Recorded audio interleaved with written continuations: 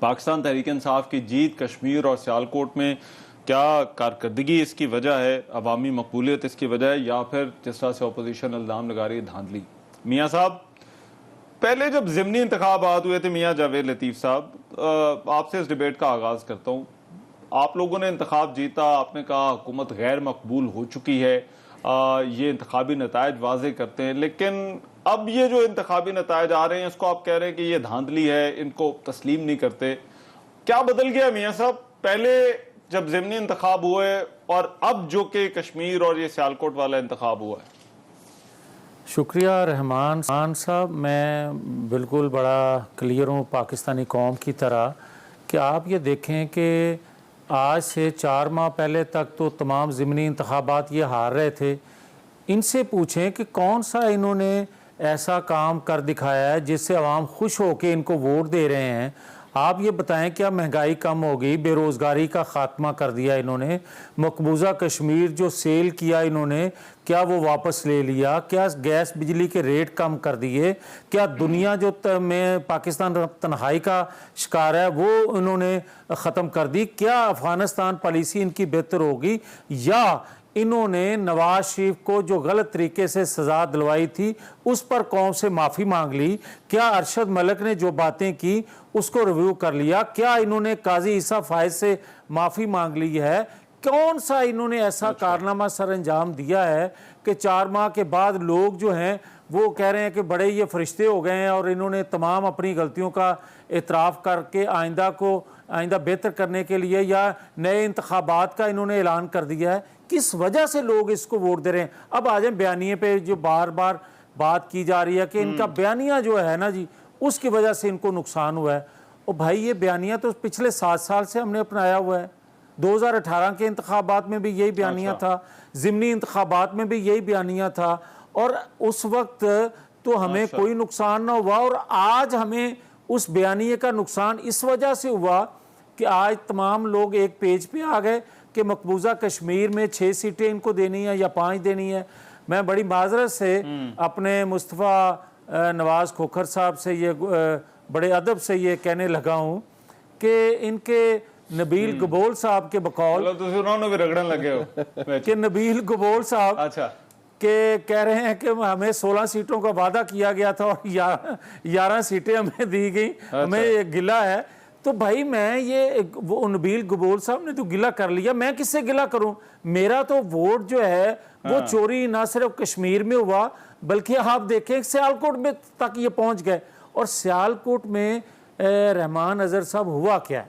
آپ یہ دیکھیں کہ ہم 57,000 ووٹ لے رہے ہیں 2018 میں، اور آج ہم 53,000 ووٹ لے رہے ہیں. یہ اس وقت 40,000 ووٹ لے رہے تھے، آج 60,000 سے اوپر ووٹ لے رہے ہیں. اور منطق پیش کر رہے ہیں کہ آزاد کینڈیڈیٹ جو تھا اس کو ہم نے ساتھ ملایا جس نے 12,000 ووٹ لیا تھا.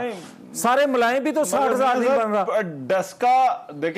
ڈسکا اور وہ جو ضمنی انتخاب تھے، اب یا تو یہ کہ آپ کہیں کہ پہلا الیکشن جو تھا وہ ٹھیک ہوا تھا اور یہ والا الیکشن جو ہے وہ ٹھیک نہیں ہوا، لیکن اس میں آپ کو الیکشن میں پھر آپ کو کیا فرق نظر آ رہا ہے؟ ہاں رحمان، آپ کو یاد ہوگا کہ ڈسکا کا الیکشن بھی جس طرح دھند پڑی تھی، اور اگر سارے ڈسکا کے عوام باہر نہ آ جاتے، گولیوں کے سامنے کھڑے نہ ہو جاتے، اور بڑے بھونڈے طریقے سے انہوں نے ڈٹائی سے وہ سارا الیکشن چرایا تھا.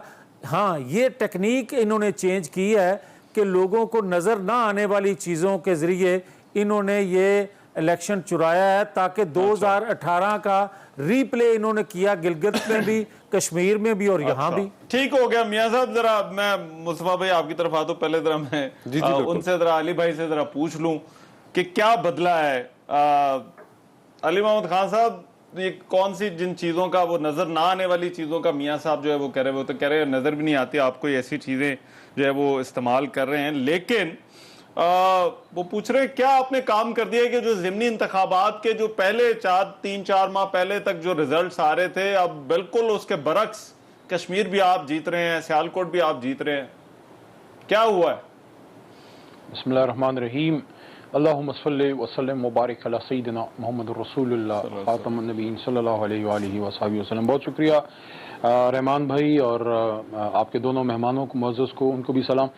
آپ کے سوال کے جواب سے پہلے صرف 15-20 سیکنڈ میں ایک بات کرتا چلوں کہ آج موقع ملا مجھے جانے کا، شعیب مقدم صاحب کے پاس جانے کا، جو نور مقدم مرحومہ کے والد محترم ہیں، ان کی امی جان بھی ادھر تھی، ان سے ملاقات ہوئی اور بہت ہم سب ان کے دکھ میں برابر کے شریک ہیں، اور ان کو میں نے وہاں بھی یقین دلایا کہ نہ صرف حکومت بلکہ اپوزیشن، تمام سول سوسائٹی، پورا ملک آپ کے ساتھ ہے اس میں، اور ان کو یقین دہانی کرائی کہ کسی بھی صورت میں قاتل کو جو ہے انشاءاللہ کوئی گنجائش نہیں چھوڑی جائے گی کہ قاتل کے فر کردار تک پہنچے۔ ساتھ میں جو ہمارے کل جو ایک سیلابی کیفیت آئی E11 میں، تو وہاں ایک خاندان کے 2 افراد فوت ہوئے، اس میں کاشف صاحب کی وائف اور ان کے بیٹے مصطفیٰ، چھوٹے مصطفیٰ فوت ہوئے، ان کے ساتھ بھی تعزیت ہوئی، اور ان کو بہت کوئی غم کا مقام تھا کہ وہ بیسمنٹ میں وہ سارے دونوں گھر کے جو مین فرد تھے وہ فوت ہوئے، اللہ نے کرم کیا ان کے 2 بچے بچ گئے۔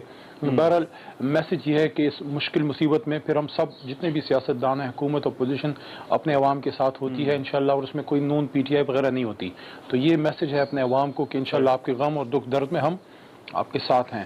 آپ نے جو سوال کیا، دیکھیں بالکل ٹھیک، علامہ وہ مرزا غالب کا ایک شعر ہے، اس کا ایک تھوڑا سا حصہ ہے کہ دھول چہرے پہ تھی اور آئینہ ملتے رہے، تو میں جاوید لطیف صاحب کی گفتگو میں نے سنی ہے، ہو سکتا ہے اس میں کچھ پوائنٹس میں ان کے وزن بھی ہو، لیکن جو میری رائے ہے وہ میں ان سے ایگری نہیں کرتا۔ میرے خیال میں 2-3 وجوہات ایسی تھیں جس نے ان کا بیانیہ نیچے گیا اور لوگوں کا اعتماد خان صاحب پہ بڑھتا چلا گیا۔ دیکھیں اگر کشمیر کی پالیٹکس پہ بات کریں، اس پہ بھی 1-2 منٹ میں اور پھر 1 منٹ میں، تاکہ 2-3 منٹ کے اندر سارا یہ آ جائے۔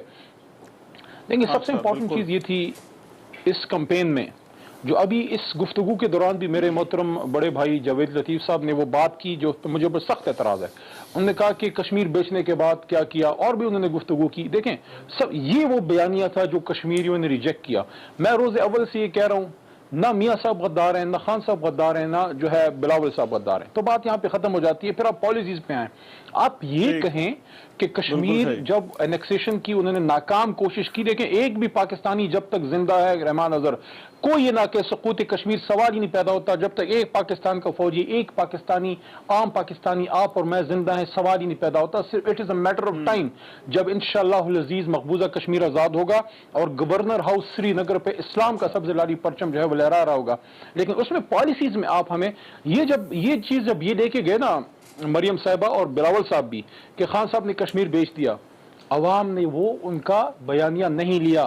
عوام، کشمیر کے عوام عمران خان صاحب کو غدار نہیں سمجھتے، وہ عمران خان صاحب کو محب وطن پاکستانی سمجھتے ہیں۔ میں اور ہمارے اور دوست اور خان صاحب جب کشمیر میں گئے، ہم یہ بیانیہ لے کے گئے کہ جو کشمیر پہ پاکستان کی سٹیٹڈ پوزیشن ہے 47-48 سے لے کے آج تک وہ وہی ہے، چاہے وہ جنرل ایوب صاحب آئیں، بھٹو صاحب، پھر ضیاء الحق صاحب، پھر میاں صاحب، محترمہ بینظیر بھٹو صاحبہ، مشرف صاحب یا ہماری حکومت، سٹیٹڈ پوزیشن ایک ہی ہے کہ یونائٹڈ نیشنز کی ریزولوشنز کے مطابق فیصلہ ہو۔ باقی اب کشمیر کی جو گورننس تھی وہ ایشوز تھے کہ مریم بی بی جب بولی وہ عمران خان صاحب کے خلاف بولی، کشمیر کے مسائل کی بات نہیں کی، اور یہ بھی نہ بتایا کہ مسلم لیگ نون نے جو 5 سال حکومت کی اس میں انہوں نے کشمیر کو کیا دیا۔ دیکھیں ہم جب وہاں پہ گئے، مگر یہ پھر کیا روایت بن گئی ہے کہ کوئی بھی انتخاب ہوگا اس کے نتائج نہیں مانے جائیں گے؟ وہ مسلم کانفرنس کے بھی کینڈیڈیٹ ہیں، وہ بھی اسمبلی کی جو ہے وہ ادھر بیٹھے ہوئے دھرنا دیے ہوئے، پھر یہاں پر بلاول بھٹو بھی بات کر رہے ہیں، وہ بھی کہہ رہے ہیں کہ ہم بھی جو ہے وہ احتجاج کر سکتے ہیں، وہ کہہ رہی ہیں ہم تو تحریک چلائیں گے۔ ہاں او بھیا تحریک چلائیں نا، سب سے پہلے اپنے لیڈر کو تو برآمد کریں۔ دیکھیں سب سے جو بڑا فلاڈ ہے دونوں کی جماعتوں میں، دونوں اب اس پہ ناراض ہوں گے، مصطفیٰ بھائی تو مسکرائیں گے، وہ ناراض آسانی سے نہیں ہوتے، کہ یار it was not a test match, یہ کوئی ٹیسٹ میچ نہیں تھا کہ آپ چائے کا وقفہ کریں، پانی کا وقفہ کریں، ابھی آج لنچ کی بریک ہے، آج آرام کا دن ہے، جیسے چوتھے دن کے بعد آرام کا دن ہوتا تھا ٹیسٹ میچ میں۔ بلاول صاحب بیچ کمپین کے امریکہ سے ادھر گئے، آخری دن باغ کا ایک جلسہ کرنے آ گئے، محترمہ صاحبہ جب وہاں گئی ہیں، صدر مسلم لیگ نون کے ساتھ ہی نہیں ہے۔ یہ جو آج ان کے صاحبین جو 2-3 دنوں سے پریس کانفرنسیں کر رہے ہیں، احسن اقبال صاحب ہے جناب، رونا تنویر صاحب ہیں، اور ان کے جو ہے جو شاہد خقان صاحب ہیں، یار یہ بعد میں ہارنے کے بعد پریس کانفرنسز کرنے سے پہلے اگر آپ تھوڑی سی تکلیف برداشت کر لیتے، آپ کشمیر چلے جاتے، مظفر آباد چلے جاتے، کوٹلی، باغ، کوئٹہ سیکٹر، آپ راولہ کوٹ چلے جاتے، عباس پور چلے جاتے، وہاں جلسے کر لیتے، لوگوں کو کنونس کرتے تو آپ جیت جاتے۔ آپ یہاں ساری کی ساری لیڈرشپ بیٹھی رہی، محترمہ وہاں پہ جا کے عمران خان صاحب کے خلاف غداری کے فتوے، اور سب سے امپورٹنٹ چیز کہ مریم صاحبہ کو چاہیے تھا کہ فاروق حیدر صاحب کی جذباتی باتوں کی بجائے بتاتی کہ حضور ہم نے یہ 5 سال میں یہ آپ کے 10-15 بڑے مسائل پہ کوئی بات ہی نہیں کی، کشمیری آ جاتے تھے بیچارے حیران و پریشان،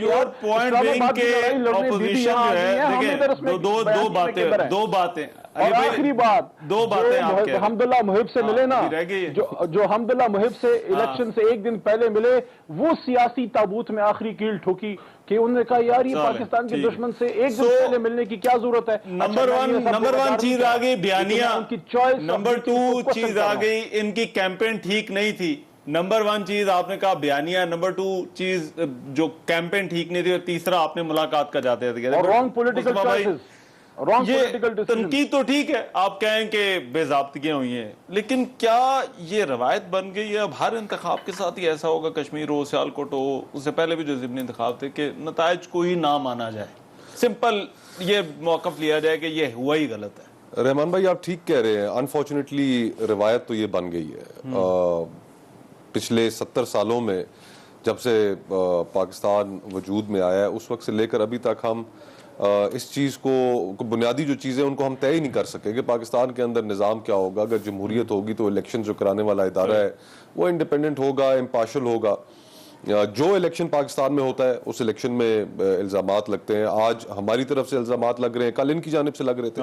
126 دن انہوں نے بھی یہاں پر بیٹھ کر 35 پنکچر کی بات کی اور بڑا انہوں نے ایک دھرنا دیا۔ تو صورتحال انفارچونیٹلی تو ایسے ہی ہے۔ اب اس کو یہ باقی ساری باتیں تو ضمنی ہیں کہ جی فلانی جگہ ایسا ہو گیا، فلانی جگہ ایسا ہو گیا، یہ امٹیریل باتیں ہیں۔ ہمیں الیکشن کا جو نظام ہے اس کو ٹھیک کرنے کی طرف توجہ دینی چاہیے کہ ایسا نظام ہو کہ جس کے اوپر نہ میں کوئی اعتراض کر سکوں، نہ حکومت میں بیٹھے والے لوگ آؤٹ گوئنگ حکومت اعتراض کر سکے۔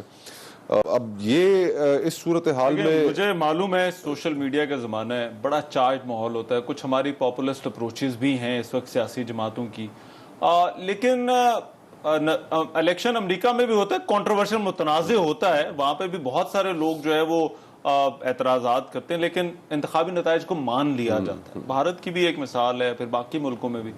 کیا فرق ہے آپ کو پاکستان میں جو جس طرح سے انتخابی لڑائی ہوتی ہے اور باہر جس طرح سے انتخابی لڑائی ہوئی؟ دیکھیں بنیادی طور پہ فرق تو یہ ہے کہ ہمارے ہاں ایک اسٹیبلشمنٹ کا اوور سائزڈ رول ہے، اور اس میں کوئی قباحت نہیں ہے گفتگو کرنے میں کہ ہماری پچھلی جو 70-72 سال کی جو تاریخ ہے اس کے اندر ایک میجر عرصہ جو ہے وہ ڈکٹیٹرشپس کا گزرا ہے۔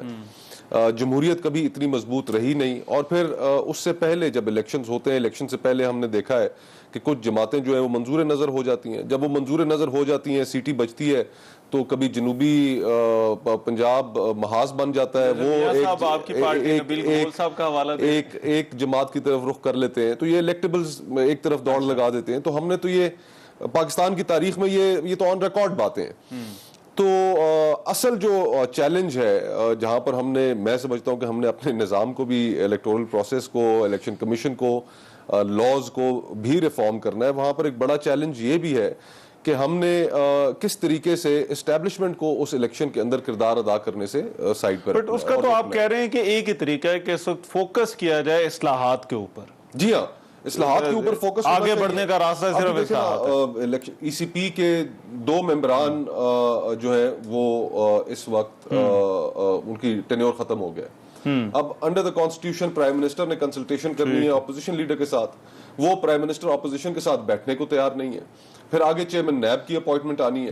تو جو ملکی معاملات ہیں ان میں وزیر اعظم کا جو رویہ ہے وہ اپوزیشن کے ساتھ ایسا ہے کہ جس میں کوئی ورکنگ ریلیشن شپ نہیں بن پاتی۔ یہاں تک تو بات ایگری آپ کریں گے کہ اصلاحات کا تو پاکستان تحریک انصاف جو حکومت ہے وہ کہہ رہی ہے کہ آئیں بیٹھیں اصلاحات کر لیں، تو اس پہ ذرا پھر میں بات کرتا ہوں۔ میں میاں جاوید لطیف صاحب سے بھی ذرا پوچھوں گا، ایک بریک کے بعد واپس آتے ہیں اور ڈسکشن جو ہے وہ جاری رہے گی۔